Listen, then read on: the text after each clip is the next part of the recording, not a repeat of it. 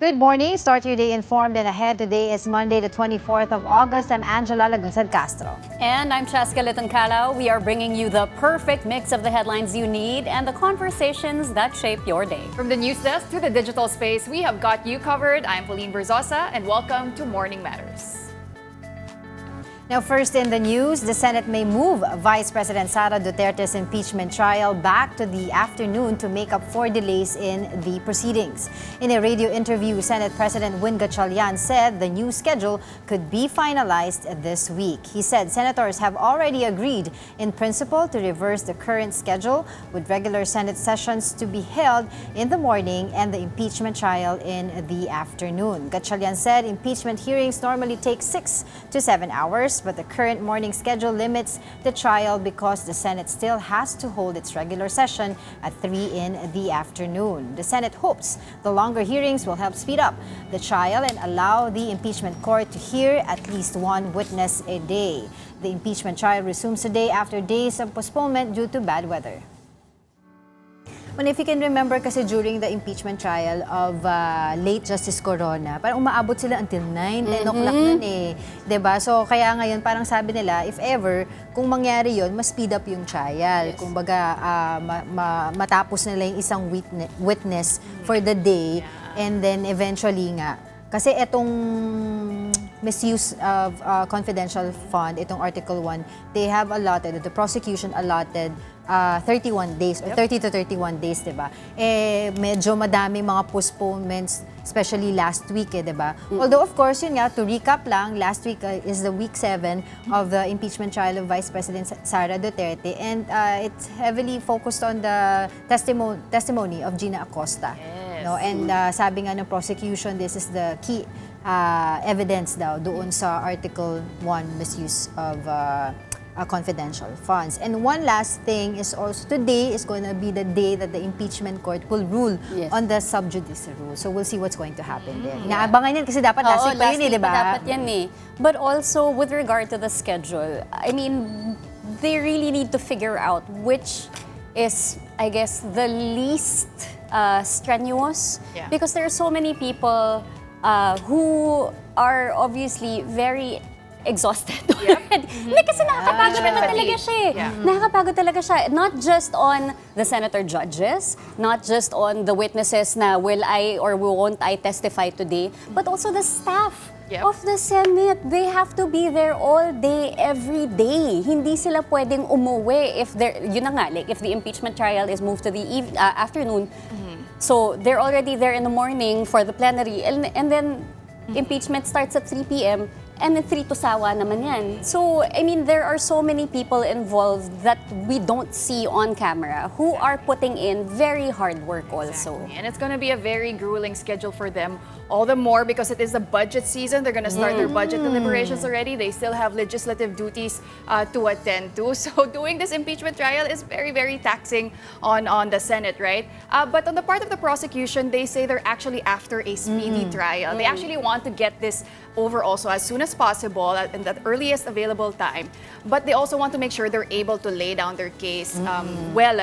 But they said they will try to wrap up the presentation of evidence actually next month na, September, so that by October daw to November, it's the turn na of the defense. But I don't know how they're going to do that because they're only, 5 weeks? 30 days for, dami for nating Article mga 31 Yes, days for Article 2. Yes, for bribery. Sorry, no, Article 1. For misuse of Misuse funds. yeah. After this, funds. meron pang bribery And then the unexplained wealth, which wealth. will be the most contentious din daw, sabi nga nila, di ba? Baka daw si Senator Trillanes ay mag-appear as one of the witnesses Yun talaga yung on that particular article. pinaka-inaabangan din na article. So we'll see if they will be able to finish this by September.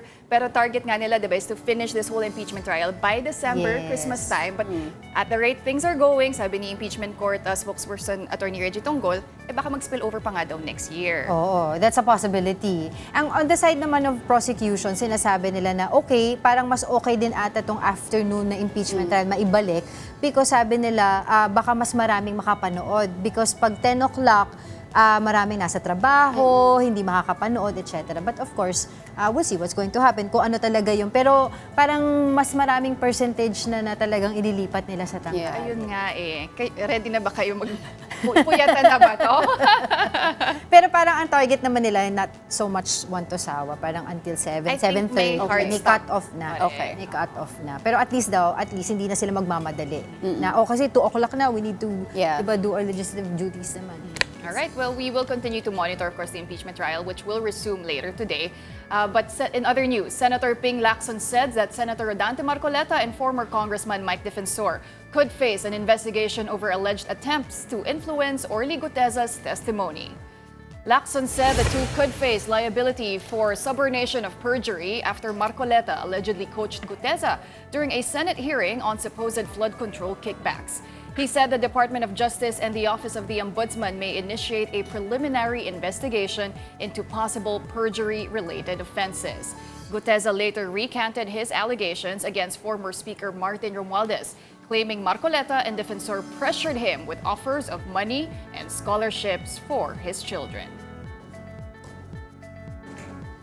Okay, so if Orly Guteza's claims are proven to be true, that he was forced, he was intimidated and ordered by Senator Marcoleta and former Congressman Mike Defensor to fabricate a testimony and to lie under oath, then that would be subornation of perjury, which is essentially forcing someone to commit perjury and lie under oath. And under the revised penal code, the penalty for perjury is actually imprisonment of at least 6 years. But if you're a public official, then that goes up to 12 years, a fine of 1 million pesos, and perpetual absolute disqualification from office. So now, sinasabi nga ni Senator Ping Lacson, pwedeng liable dito sina Senator Marcoleta and Congressman Mike Defensor because nga they forced, kumbaga sila yung principal in this crime, and that would amount to subornation of perjury. And now some lawmakers like Senator Lacson, Congresswoman Laila de Lima, they're thinking of already imposing even stiffer penalties dito nga sa subornation of perjury because right now, the law only provides for perjury.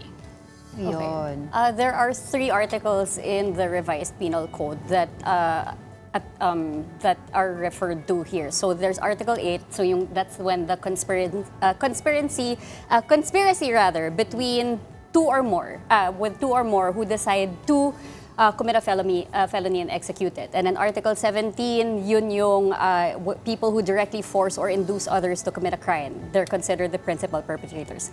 Article 25 naman is if the perjury involves a public official. And as Pawi mentioned nga, it's punishable by perpetual or temporary absolute disqualification from public office. Yung RA 11594 naman, yung perjury is a felony and public offense. So ano nga ba yung perjury? Alam naman natin, lying under oath, di ba? May ganun ba for not politically neutral senator judges who are also under oath? I don't know. Pero yan, kung may magpa-file ng case, DOJ or somebody from the Blue Ribbon, kung mag-file sila ng case. But of course, recantation by itself doesn't automatically establish that the original testimony is false already. Okay. So there are still investigation on that. And if proven nga na may mga mali doon sa testimony niya, of course, this is not just a political accusation, but it also raises questions about congressional hearings. Diba, yung credibility ng mga congressional hearings. So, mahaba-habang usapan yan. But of course, Cesca. We have... All right. In weather, Typhoon Saudel and 2 tropical depressions remain outside the Philippine area of responsibility.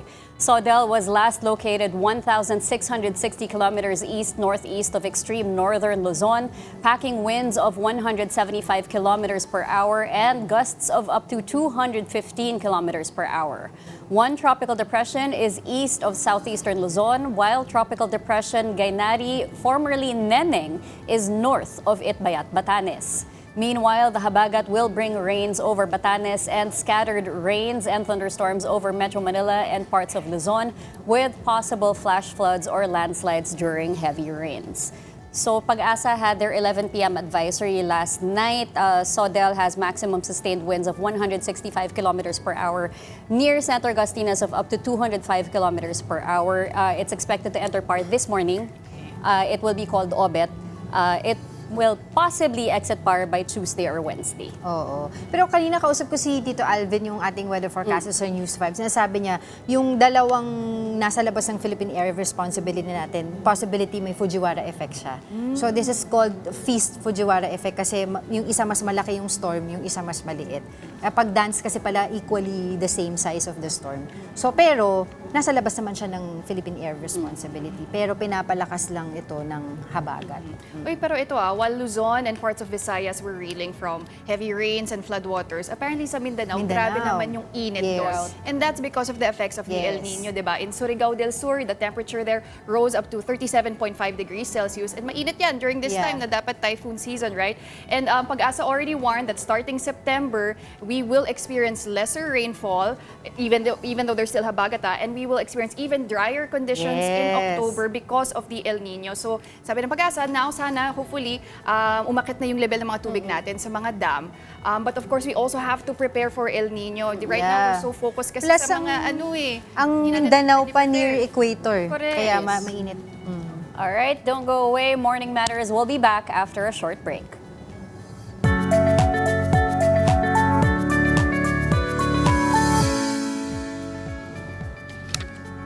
Welcome back. You're still watching Morning Matters here on One News. The Department of Education is seeking to allow school heads to resume face-to-face classes during bad weather in coordination with mayors. Under a draft executive order submitted to President Ferdinand Marcos Jr., school heads may recommend resuming classes based on a documented safety assessment of their campuses. Education Secretary Sunny Angara said the policy aims to prevent blanket suspensions when individual schools are safe, accessible, and ready for classes. The proposal comes amid prolonged class suspensions that have disrupted learning, with DepEd seeking to balance learner safety and the recovery of lost school days. Meanwhile, the Department of Education, or DepEd, is grappling with a severe shortage of guidance counselors.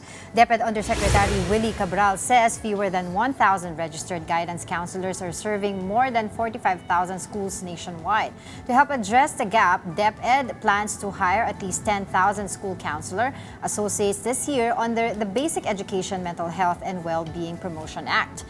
More than 9,600 of those positions have already been posted, with thousands of applicants now undergoing assessment. And to discuss the plans and actions of DepEd regarding these matters, joining us now is Education Assistant Secretary Jocelyn Andaya. ASEC Joyce, good morning. Thank you for joining us here on Morning Matters. Yes, good morning, and thank you for inviting DepEd to be part of your program. Good morning to our audience as well. ASEC, so at this point, how many official class days na yung nawala nationwide due to the recent weather disturbances? Yeah, as of today, there are around, on average, 15 instructional days already have been lost. But that's on average. There are other areas where the suspension of classes is actually higher than the mentioned 15 instructional days. Well, as per DepEd, what concrete makeup class plans are you going to send out for the schools? Yeah, just like what we did in the previous years, and specifically for these school years, makeup classes remain part of the existing learning continuity mechanisms, of course, subject to DepEd guidelines. And then, depending on local conditions, schools may use printed self-learning modules, learning activity sheets, take-home activities, and blended arrangements if they can manage purely online classes. ASEC, but for now, are there adjustments already being considered po pagdating sa school calendar, pati na rin for the grading periods as well as national assessments? Yeah, for now, the three-term school calendar is already the principal structural adjustment. No, it's intended to protect instructional time and give schools more room to schedule recovery activities when emergencies interrupt classes. At the moment, there is no announced blanket nationwide extension or across-the-board change to the calendar solely because of the recent weather disturbances. We need to also validate first how many class suspensions have already been observed, and then we will take a look at what are the other lessons that have been missed. And that's the time when we will assess what competencies were already lost due to these weather disturbances. But for sure, we'll be able to do remediation and intervention activities and classes. ASEC, just so we can understand it better po siguro, no? How exactly does this three-term calendar prevent disruptions in the learning of students despite the multiple class suspensions? Well, the three-term calendar already focuses on the skills that need to be mastered for a particular period of time. And therefore, if this particular number of classes have already been lost, then we will know how to trigger the remediation and intervention activities to the students. And so there will be, for instance, because we're trying to veer away from Saturday classes because most of the time, these classes are not attended by our students, and also wala masyadong outputs from our learners. And that's why ayaw natin ng ganon. But that the teachers have the flexibility during class days, during the instructional block, we call it the instructional block, to give more activities to our learners. Maiintindihan dapat ito ng ating mga learners and their parents na dagdagan natin ng konti ang kanilang mga pinag-aaralan para makahabol po tayo. ASEC with... And if there really is need for that, then for when I refer to Saturday classes, then we will resort to that. But at the most, what we can do is yung ating mga allotted time for, let's say, exams, ito na lang natin ilalagay. ASEC, with bad weather, with typhoons, with flooding, it comes with infrastructure damage, learning materials na naiwan sa schools, pwede ring madamage. When it comes to assessing that kind of damage, ano po yung protocols ninyo and what kind of manpower is needed to make sure that this is done in a timely manner? Yeah, what we do here is that we have a certain protocol. For instance, if there's a typhoon, and after that, once conditions are safe, our school and our regional teams conduct a rapid assessment of damaged classrooms, facilities, and learning resources. The schools submit this form called the Rapid Assessment of Damages Report within 72 hours after the hazard, and the reported requirements are validated before we can give out the funds. Now, tapos, if there is a major or total damage, we will not be able to use the classrooms until our engineers tell us that it's safe to use them. And whilst they're doing that, magtatayo ang DepEd ng learning continuity spaces para hindi tuluyang maputol ang pag-aaral ng mga bata. So for damaged resources naman, we provide learning materials. We have EduCahon, printed learning packets, and dynamic learning program learning activity sheets based on the needs of our affected schools. Yun po yung ginagawa natin para matulungan po natin ang mga bata na mag-recover. Well, ASEC, I want to move on to another topic. I want to discuss about the severe shortage of guidance counselors here in the Philippines. Can you give us a picture of how many guidance counselors do we have? And according to the American School Counselor Association, internationally, there should be one counselor per 250 learners. Dito po ba sa atin, sa bansa natin, ilan po yung ratio? And what would be a realistic counselor to student ratio here in the Philippines? ASEC. Yeah. Actually, in the Philippines, if you take a look at private schools, the ratio of counselor to student is 1:500. For DepEd, there is really a shortage of guidance counselors. In fact, we have plantilla items that are unfilled because of the dearth of guidance counselors. But that we had the DBM helped DepEd by creating 10,000 school counselor associates for this school year to strengthen our school-based mental health and psychosocial support.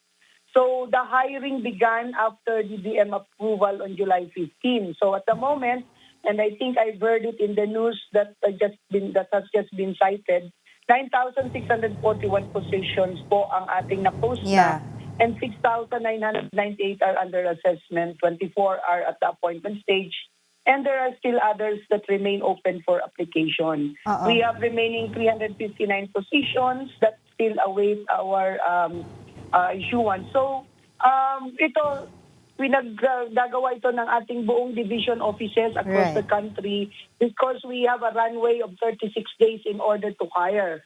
So, talagang puspusan po tayo because we see the need for guidance counselors in our schools. But Asek, you said po kanina ang goal is to have 1:500 ang ratio dapat. Tama po? So po, Oo, that's the in goal. Philippines, Pero yeah, ngayon but- po, ano yung current situation natin ngayon? Ilang estudyante po sa isang guidance counselor? Nako, ma'am, at the moment, ang iba wala pong guidance counselors. Ang iba naman is 1 is to, let's say, 3,000, 1,000. Nagdi-differ po. There are also mga 2 guidance counselors in large schools, but we're far from meeting the standard ratio. Right. And that's what we're hoping to achieve. But with the 10,000, we're hoping that, of course, maraming takers, and therefore, mababawasan yung ating for counselors. But it will still not suffice for the number of schools that we have in the Philippines. So Asek, saan But po we ba? continue to appeal for more items, of course, for our school counselor associates. So Asek, saan po ba nagkakaroon ng bottleneck dito nga sa pagkuha po ng more guidance counselors? Especially kasi po for next year, 2027, 802 million pesos po ang inalot ng Marcos administration sa kanilang National Expenditure Program to hire about 2,000 guidance counselors. Pero may kakulangan din po ba sa guidance counselors ngayon sa ating bansa? Would you say that's also a problem? Yeah, that is also a problem. And the release of 10,000 more positions is actually a response to that dearth. So hopefully we'll be able to get more guidance counselors. And that's why we're trying also to train our teachers to do even the basic guidance counseling services, such as, for instance, doing the psychological first aid, ensuring that the students who we see as red flag in terms of mental health concerns will be attended to by our teachers. Hindi naman po yun dagdag sa kanilang trabaho, Ase, kasi right now, teachers are already overwhelmed with the work that they have to do. Yeah. We acknowledge that also, ma'am, and that's why ito na nga, mas maganda talaga na merong mga school counselor associates. So hopefully by November, meron na tayong mga more than 5,000. Kung kaya nga na 10,000, edi maganda po yan para sa ating mga kabataan. Asek, I mean, as we say, everything really starts at home. Aside from hiring more guidance counselors for schools, with parents, there are certain parents who don't necessarily believe that psychological assistance is necessary for children. May demographic na ganun pa rin ang paniniwala. What advice what advice can you give these parents for them to understand that psychological support is necessary? Yeah, correct, ma'am. Actually, Secretary Sani Angara, our secretary, is saying that DepEd cannot do this alone. We need the help of our parents, in fact, the whole of society, no? But parents should be able to help us out, to handhold us in this particular concern, because parents play a very vital role in the holistic development of the children, to spend more time with their kids, finding out who they are talking to, where they spend their time with. These are very important. That's why dapat nga po, kung kaya din lang during dinner or lunch or even breakfast, makausap ang bata, sino ang kanyang mga kaibigan, anong mga pinagagagawa niya. And then that's basic, so that they know what's happening to their children. And if may problema, to inform us agad sa ating mga schools, ang ating mga guro, kasi ang ating mga guro bukas naman po yan sa tulong sa ating mga bata kasi yan naman din ang primary role nila in the school. Alright. And that's why to our parents who are saying na hindi kailangan yung psychological aspect, it is very much needed right now. And Okay. that's why we need to handhold each other. Thank you so much for joining us this morning, Education Assistant Secretary Jocelyn Andaya. Thank you, ma'am. Through a new partnership, patients can now access and book MediLink's laboratory procedures through the MWell Health Hub. Let's watch this. Accessing laboratory services can now be as easy as a few taps on your phone. Through the MWell Health Hub, patients can browse and book laboratory procedures from MediLink's laboratory without having to go through a complicated booking process. The partnership was formalized through a signing ceremony led by MWell President and CEO Sheikh Cabal Revilla and MediLink's Laboratory President and CEO Maria Estella Jokno. The collaboration combines MWell's digital healthcare platform with MediLink's expertise in laboratory services and operations. MediLink's laboratory currently services 24 healthcare facilities, including some of the country's leading hospitals. It also provides more than 400 laboratory procedures while also helping hospitals manage their laboratory operations. For MWell, the partnership goes beyond convenience. It is part of its larger mission to make healthcare more accessible, connected, and easier to navigate for every Filipino.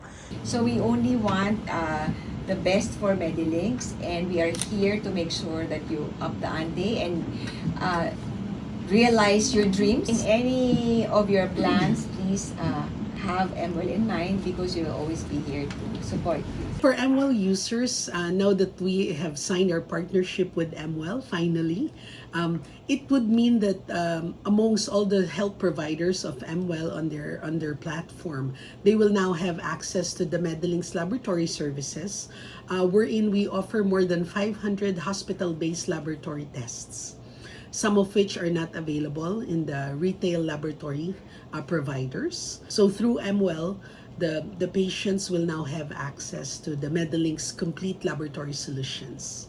From consultation to diagnostics, patients are given more ways to access healthcare without having to take as many steps, making healthcare not only more digital but more accessible to every Filipino.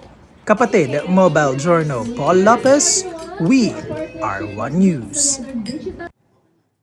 Now don't go away because Money Talks with Kathy Yang is up next to get you ahead of the markets. Stay tuned to One News.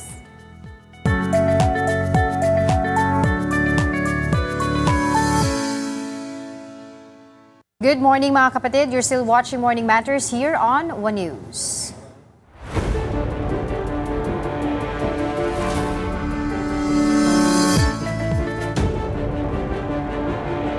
The impeachment trial of Vice President Sara Duterte is set to resume today following suspensions caused by bad weather.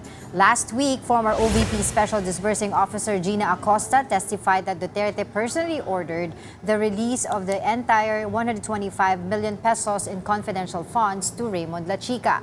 Acosta also admitted she could not identify any provision in the government's confidential fund rules authorizing a security officer to disburse confidential funds. Sino ba ang head of agency na nag-utos sa'yo as the special disbursing officer na ibigay yung 125 million pesos in cold cash sa isang security officer, Colonel Raymond Dante La Chica? Ang nag-utos po sa akin na i-release ang pera na 125M sa security officer na si Colonel La Chica ay si Ma'am Sara Duterte. Meanwhile, the impeachment court is expected to shift the trial back to afternoon sessions to make up for proceedings delayed by the rains. Senate President Win Gatchalian said the schedule will be finalized this week, giving both sides enough time to adjust.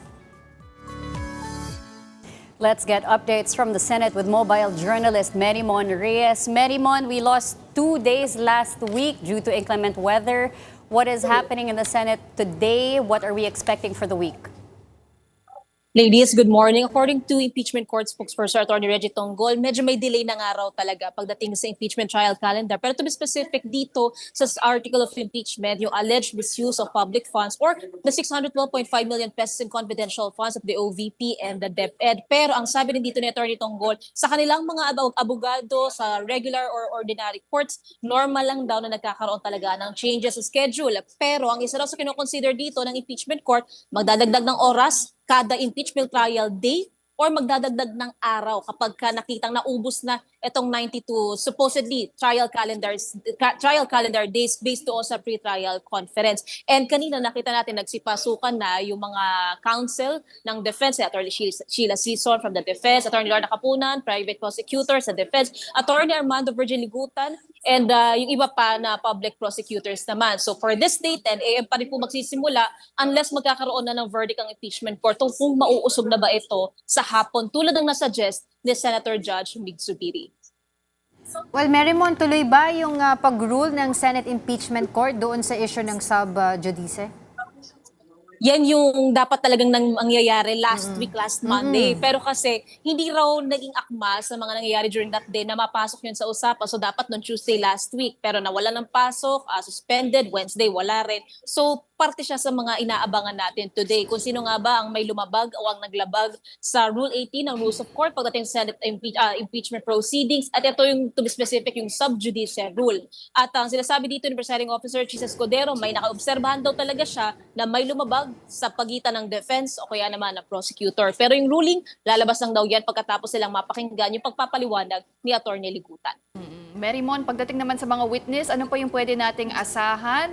May ipepresenta pa ba ang prosecution or magra-wrap up na sila dito sa Article 1 on the misuse of confidential funds? Nasa 34 kasi yung listahan talaga ng kanilang witnesses for this specific article of impeachment, pero nabawasan nila ito dahil depende raw kung sakali man na mabubuo na nila yung kanilang case. Base lang dito sa mga currently presented na mga testigo, pwede silang magtapyas ng mga ipapatawag nila. Ngayon kasi ang uupo pa rin sa witness stand si Gina Acosta, SDO ng OVP. Nakapila rin for this week at hindi pa natin sure kung aabot ngayong araw na ito yung SDO din ng DepEd na si Edward Fajarda. Maging yung Assistant Chief of Staff ng OVP, may subpoena rin siya pero yun yung titignan natin kung kakayanin siya ngayong linggo. Kasi bukod sa direct exam, may cross-exam pa dito kay Acosta, may interjection pa o kaya naman clarificatory questions from senator judges, pero depende pa rin yan kung wala ng recross or redirect exam. Marymon, would you know if tatawagin din si OVP Assistant Chief of Staff Lemuel Ortonio or si Colonel Raymond Lachica? Who are the possible witnesses na pwedeng tawagin? Dapat kasi last week malalaman na natin kung sino yung mga papatawag din para sa ngayong linggong ito. Pero dahil wala, so sino pa yung last week, sila muna ang nakalista para sa linggong ito. That would include itong si Ortonio na meron na ring subpoena na ni-request ang prosecution panel. Pagdating naman doon sa iba pang listahan ng testigo, that will depend talaga sa prosecution panel kung sino ang ipapatawag nila next week. And usually, last day ng each trial week, pinapaalam na prosecution sa korte kung sino ang ipapatawag nila. So more likely by Wednesday natin malalaman kung magkakaroon na sila ng sunod na mga ipapatawag. Pero to note, itong si Acosta ang unang hostile witness na dineklara ng impeachment court. Well, Marymon, cambio lang ako ng konti. Meron ka na bang balita kung babalik na today si Senator Loren Legarda? And of course, yung iba pang mga naging absent during the impeachment hearing tulad ni Senator Alan Peter Cayetano. Angela, last time, nung plenary session last week, nakita na natin si Minority Leader Alan Peter Cayetano, present na siya. At inelect na rin nila yung minority members sa iba't ibang Senate committees, kaya kumpleto na at pwede na rumolyo ang bola pagdating sa mga pagdinig ng komite. Itong kay Senator Loren Legarda naman, we actually asked Senate Secretary Ray Bantu kung magkakaroon ba ulit ng pagpa-file ng letter na may medical leave ulit na extension itong senadora, pero wala pa raw impormasyon itong si Sec Bantug. So we'll wait and see kung ngayong alas 10 ng umaga o kaya naman alas 3 ng hapon mamaya sa plenaryo, magpapakita na ang senadora. Alright, thank you, mobile journalist Marymon Reyes. And now, at this point, to give us his legal insights on the latest developments in the impeachment trial, we are now joined by Attorney Domingo Cayosa, former president of the Integrated Bar of the Philippines. Good morning, Attorney. Thank you for joining us again here on Morning Matters. Good morning. Good morning, ladies. Magandang umaga sa ating mga kababayan. Okay, well, attorney, after several days of cancellations, postponements in the impeachment trial, it is finally resuming today, and Gina Acosta is once again expected to take the witness stand. Pero last week, attorney, what did you make of her testimony? Can we consider it a smoking gun already for the prosecution? Well, it could be considered a very important testimony and very damaging to the vice president, considering that she is from the camp of the vice president. So, kumbaga, inside information yung kanyang sinasabi. She is considered a hostile witness, and so far, to a great degree, the prosecution has been able to elicit from her damaging admissions and statements damaging to the vice president's defense. We don't know if there will be other information or data that can be squeezed from her today, but so far so good. And yung cross-examination, they were also able to point out a few. Hopefully, we will see how it will go when they go through their cross-examination. Attorney, which part of Gina Acosta's testimony was the most damaging?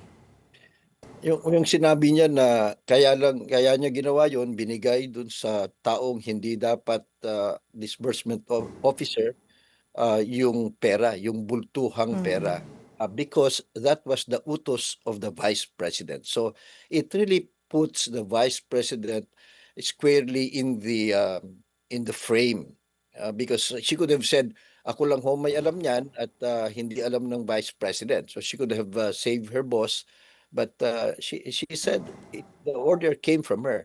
Maganda rin yung kanyang pag-aamin na linagay ito sa mga duffel bags, dinescribe niya at nagkakatugma naman dun sa testimonya ng mga taga-land bank. And then the fact that the intelligence funds were not withdrawn incrementally, which should be the case, di ba? You pay per activity, per program. Ito bultuhan. So 125 million in one go.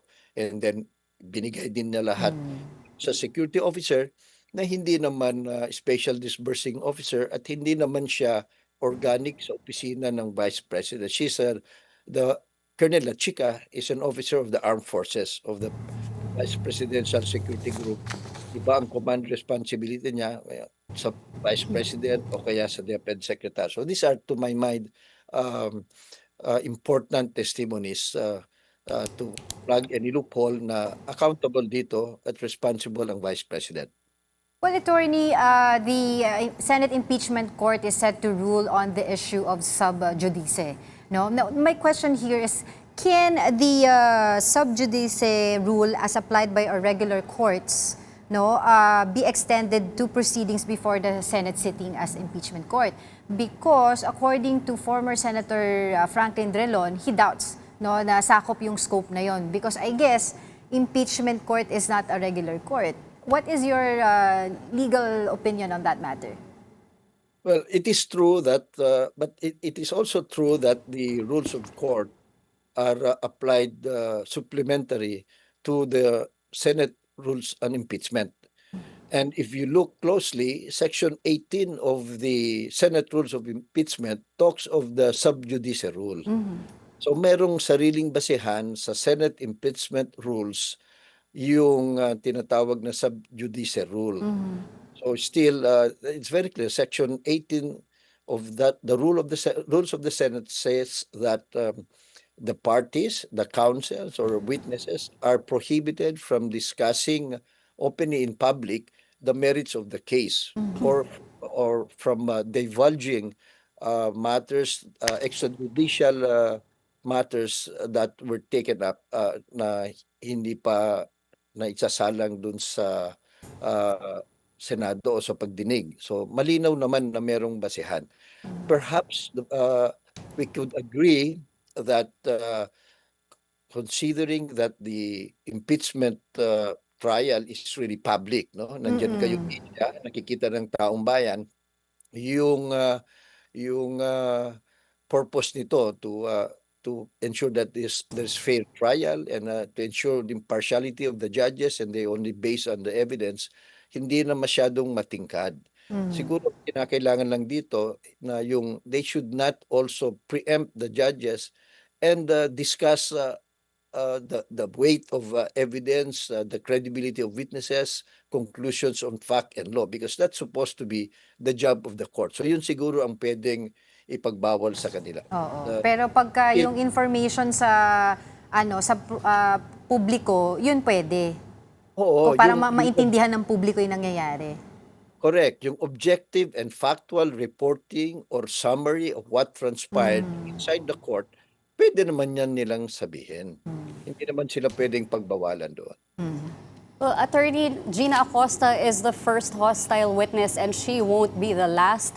But in terms of being an impeachment court, how significant is this, or what is the value of declaring someone a hostile witness? Because even Presiding Officer Cheese Escudero has been asking questions also that have led to significant testimonies by Gina Acosta.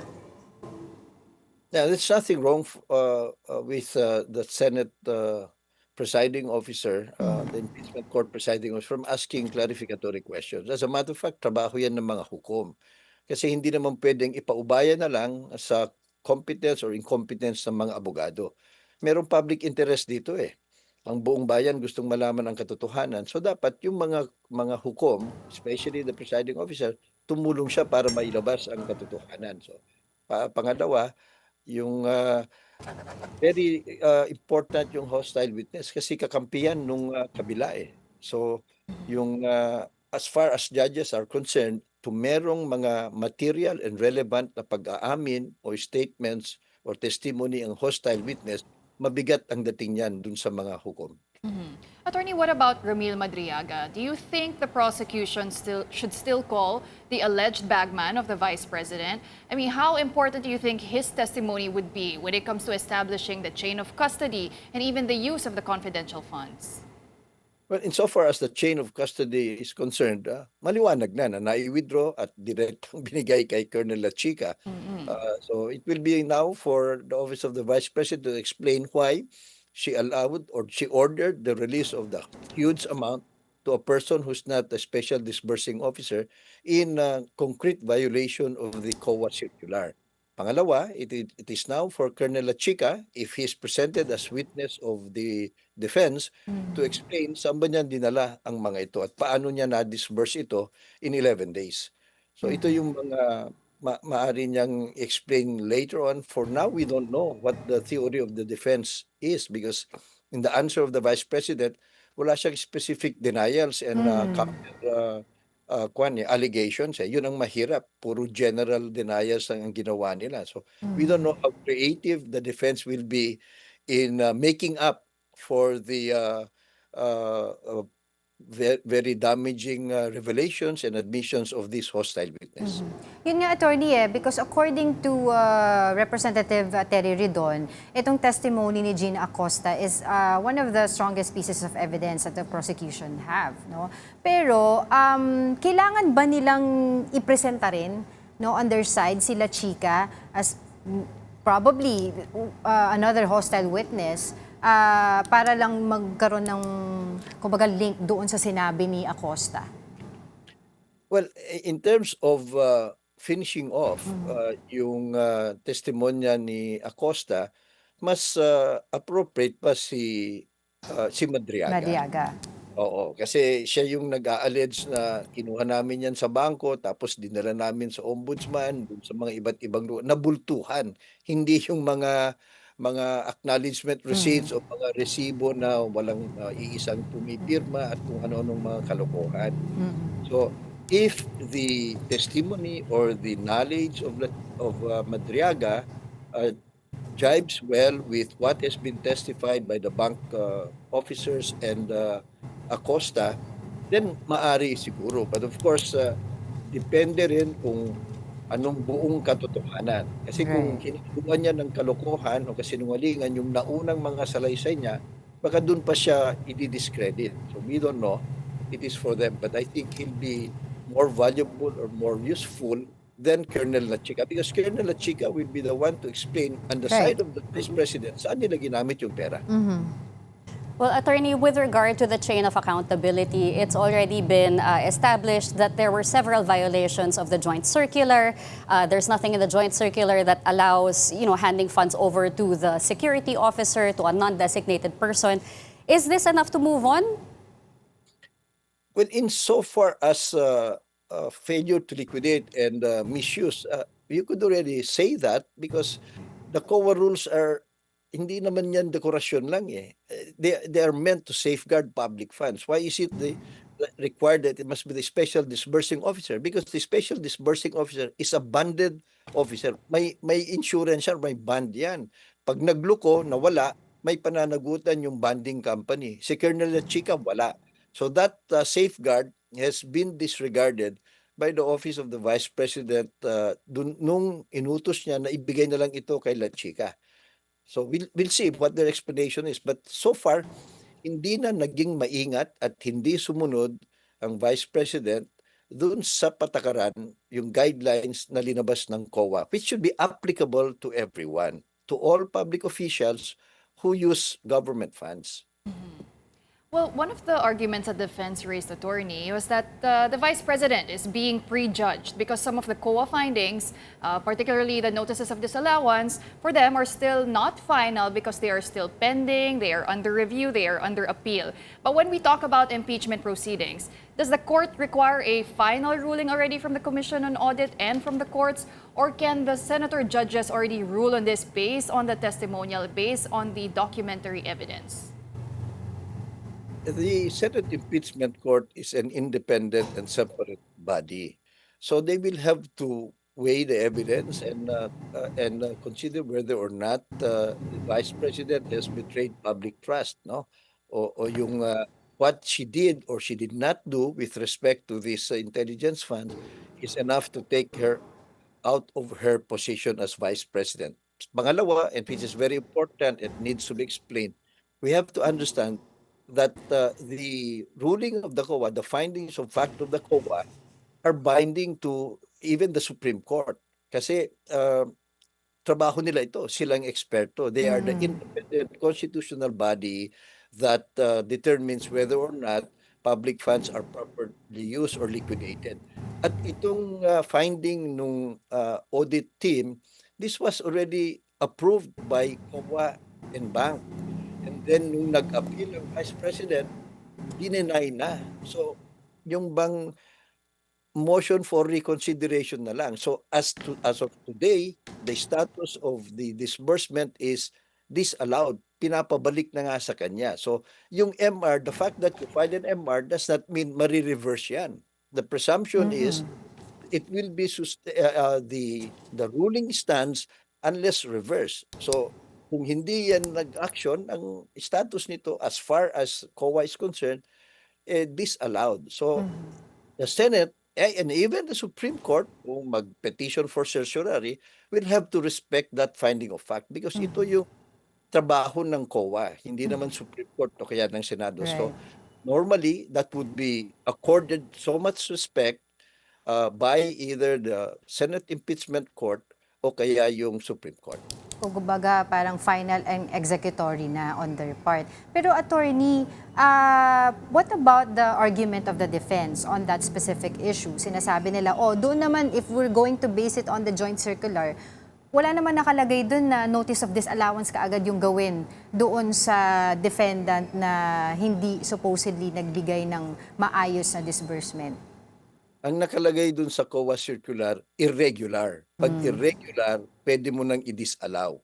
So, kung ibibigay mo yung 125 million, hindi dun sa special disbursing officer, who is the one authorized, siya dapat ang namimigay ng pera eh.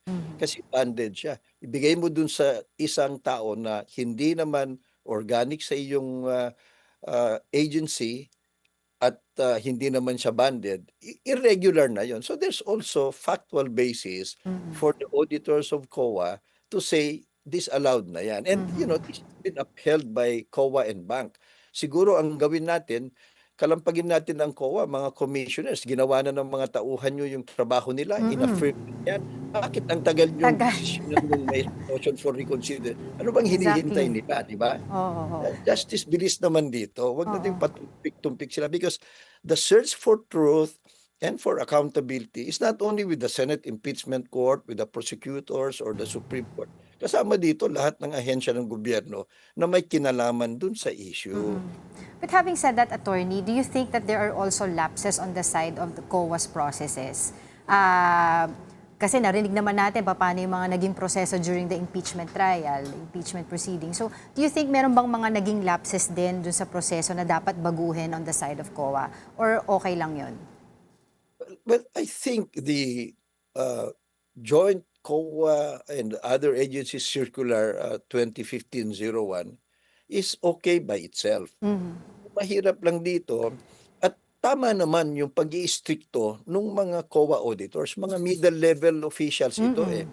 Ang mahirap, yung COA as a whole, mga commissioners, kung minsan mabagal sila kumilos. Siguro pag walang impeachment case, hindi pa lumabas ito eh.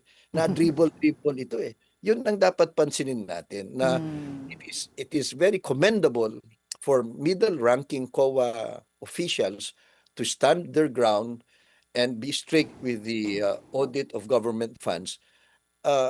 Itong mga commissioners, anong ginagawa nila? Di ba dapat mabilis din nilang desisyonan mga ito? At hindi lang sa Vice President. Ang dami ring mga matataas na opisyal na sangkatutak ang kanilang intelligence and confidential funds. Anong nangyari doon? Di ba dapat malaman din natin? Attorney, much has been talked about with regard to the timelines of the impeachment trial, whether it should be scheduled in the morning or the afternoon. And another one is presenting all 4 articles by the prosecution before the defense comes in. What does the prosecution need to do to make sure that the people do not forget the important testimonies that they heard? Well, they have to be clear about what they intend to present and for the public to know. No? Hindi pwedeng bawas-bawasan na rin yung grandstanding. And they should push for admissions even at this stage. They missed that during the pre-trial kasi yung we understand from public pronouncements and media reports, ang umaayaw kasi sa stipulations yung defense eh. So they should keep on pushing for stipulations and in a few instances they were able to succeed. At ito namang Senate, they should encourage and keep on pleading with the Senate Impeachment Court to help expedite the process. But by getting the defense to agree to stipulation, kasi libo-libong mga dokumento yan eh. So the Senate should also be in better control of the process. Hindi na pwede yung kung anong gusto ng bawat isa, okay na. Kung hindi magkasundo, okay na lang, pabayaan natin. The Senate also should be the lead institution in ensuring na mabilisan ito. At simplihan na lang nila. Nasa sidetrack tayo sa kung ano-ano eh. So yun, they have to keep on doing that. And I hope that the prosecution can also consider dropping some of the corroborating witnesses na lang. If you have already made your point, establish your case, wag na yung pahabaan ng napakaraming mga witnesses pa. Oo, kasi attorney, for itong article ng misuse on confidential funds, parang nasa 30 plus pala yung listahan ng witnesses ng prosecution, ano? But attorney, what is your reaction to the plan of the impeachment court to move the trial back to the afternoon? Ito, nilipat na nila sa umaga, ngayon babalik na naman sa hapon. But what did you make of that? Well, I think it's a wise move. It is overdue na gawin na lang nilang hapon. Why? Number one, in the orderly presentation of evidence kasi, mas maganda na tuloy-tuloy. Para sa ganun. Kasi ang nangyayari noon, umaga and then mag-break for lunch and then after that, tuloy ulit and then ikakat nila midday kasi magsa-session sila. But mag-session na lang sila mauna and then after the session, tuloy-tuloy na so that it can extend up to the night kung masipag talaga yung mga senador. Pangalawa, for practical purposes, maganda yung tuloy-tuloy para walang pagkakataon naman both parties na i-coach yung mga witnesses nila o kaya mag-regroup. Kasi importante for credibility and for for accuracy and truth, na tuloy-tuloy yung kwento, the direct and the cross-examination, para sa ganun, fresh pa rin yung kaalaman natin at the same time, yung walang pagkakataong magsingit ng kasinungalingan o kaya magturo o mag-recover. So, mas maganda sana na tuloy. I think it's a good idea. I hope they will do that. They will adapt afternoon session na tuloy-tuloy hanggang sa gabi. Pero attorney, plano din po kasi ng korte is one witness per day. Feasible po ba yun, attorney? Well, pwede naman. They can start at 3 o'clock and finish at 12 or even in the morning. They can do that. They do that sometimes in their deliberations. Ito hindi naman araw-araw na ginagawa nila. Minsan nga lang ito. It's very important and I hope they'll have the energy to do it. Well, attorney, given that some of the senators are out of the country, well, at least one, no, that we know of, and then others are in jail, and the other one is nowhere to be found. Do you think that the voting threshold needs to be challenged again in SC? Well, of course, the interpretation of what the Constitution means when it says 2/3 of all the members of the Senate, at the end of the day, ang may authority to interpret that is the Supreme Court. But Yeah. that has been much discussed in all legal circles. At my personal position on that, from one who has taught constitutional law and keep on studying the Constitution, 2/3 of all the members of the Senate means 2/3 of those senators who sit as impeachment judges. Wala namang nakasulat sa Constitution na 16 yan eh. Basahin ho ninyo, wala. So it's not an absolute, it's 2/3 qualified majority. And then all the members of the Senate refers to the Senate as an impeachment court. So yung mga senator judges. And it is basic principle in due process, in fairness, that a judge who does not participate in the hearing cannot rule. He's Right. not, so hindi ho pwede yung absentee judge.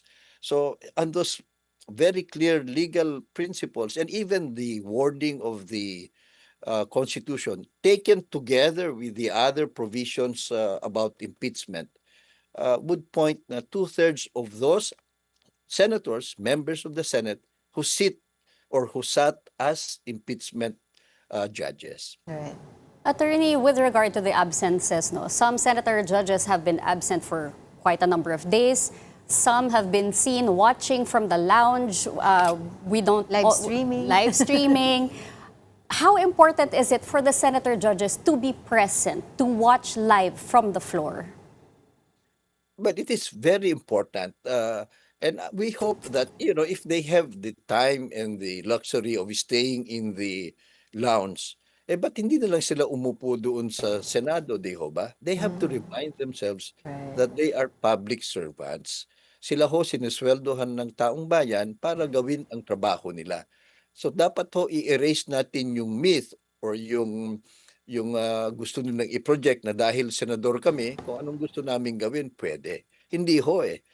You are servants of the Filipino people. You are elected representatives. Please do your job, di ba? Pangalawa, it is also very important that you are there because, as you pointed out, you have to evaluate whether or not a witness is credible or trustworthy o nagsasabi ng totoo.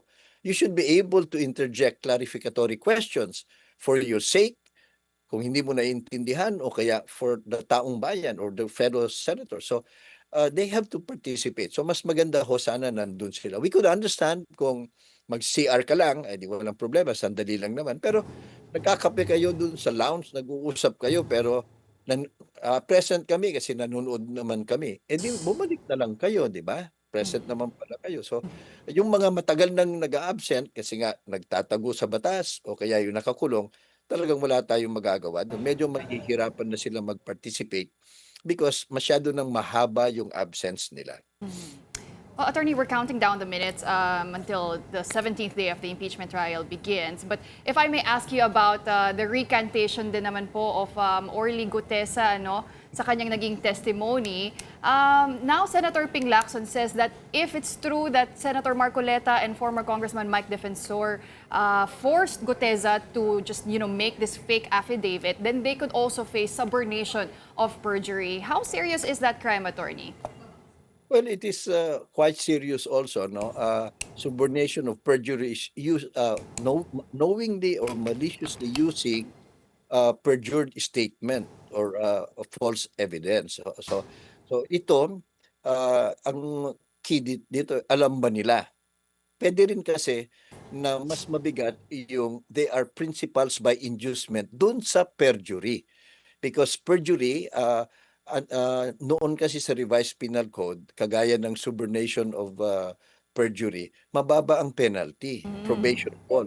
In 2021, tinaasan ng Kongreso ang penalty so that umakyat ito ng 6 years and 1 day up to 10 years, or if you're a public official, up to 12 years. So hindi na ito probationable. So mas mabigat yung principal sa by inducement dun sa kasong perjury. Kung inaamin ng itong si Guteza na kasinungalingan yung unang statement niya. Sinumpaan din niya ito eh. Di ba? So yun ang kuan. Baka nga lang talagang pinano ito kaya yung ginamit nilang notary public peke. Di ba? Merong controversy. Kasi nga that's ginagawa yan ng mga malicious minds talaga na gawin nilang intentional na peke yun para ang defense nila ngayon hindi ito perjury kasi wala namang authority yung administering officer. Ganito yung mga palusot na ginagawa nila. But tama naman na kung totoo itong sinasabi ni Guteza, managot naman yung mga handlers nila. So itong si Senator Marcoleta, attorney, he could also face perpetual disqualification for this subornation of perjury. Yes, because kasama yan dun sa penalty sa batas eh. At abogado siya, mas matindi, mas stricto yung Code of Professional Responsibility and Accountability ng mga abogado. Kung mapatunayan na malicious ang ginawa niya nito at totoo, maaari siyang madisbar. All right, and now for the impeachment trial naman, attorney, now we're already seeing the senator judges. So with that, thank you so much for sharing your time and insights with us this morning. As always, that was former IBP President, Attorney Domingo Cayosa. Thank you, attorney. Thank you. Thank you. Thank you and good morning to everyone.